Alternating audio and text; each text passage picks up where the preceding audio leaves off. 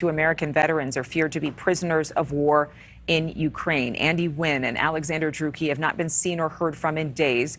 They are two of a small number of U.S. veterans who were compelled to join in the fight against Russia, even going against U.S. government warnings not to travel there. Now their families are pleading for help. Nick is here with all the new developments. Nick. Adrienne, Andy Huynh and Alexander Drueke could be the first Americans fighting in Ukraine who have been captured by Russian forces. The two veterans, both from Alabama, were fighting with the Ukrainian Army in the country's northeast on June 8th. They haven't been heard from since.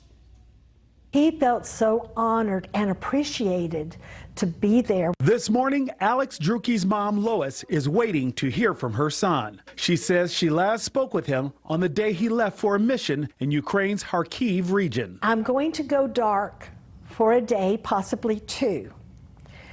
And I wrote back and said, stay safe, I love you. And he wrote back, yes, ma'am, I love you too. And that was the last I heard from him. Drueke is 39 and was a staff sergeant in the Army and served 2 tours in Iraq. His mom says he wanted to use his skills to teach Ukrainians how to operate American weapons, adding he felt it was his duty to help defend democracy. Drueke first left to join the fight in mid-April. 27-year-old Andy Huynh is a veteran of the Marine Corps. Born and raised in Southern California, he moved to northern Alabama to be with his fiancée, Joy Black, who told Reuters, quote, when Andy saw this footage coming out of Ukraine, he said he couldn't sleep, couldn't eat, was just consumed by the horror that these innocent civilians were going through. In an interview before leaving, Huynh said he paid $6,000 to travel to Ukraine, adding, quote, I've made peace with the decision. I know there's a potential of me dying. Earlier this month, a man who was fighting with Drueke and Huynh says they were part of a 10-man squad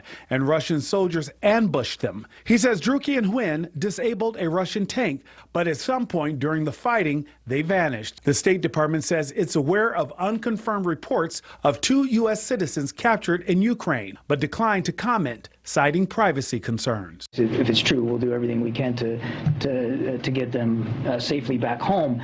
Lawmakers from Alabama say they are working with the State Department and FBI to help locate the pair. Drueke's mother is grateful for their support. It'd be a news story that's gone next week, that these people need our assistance. Adrienne, Russian officials say they have not been contacted by the U.S. regarding Drueke and Huynh. Ukraine has welcomed foreign fighters to join their ranks since the start of the war. We only know of one American who died fighting in Ukraine, a Marine veteran from Kentucky who was killed in April. All right, Nick, thank you so much. Thank you for watching. Go to newsnationnow.com to find NewsNation on your television provider. And don't forget to click the red subscribe button below to get more of NewsNation's fact-driven, unbiased coverage.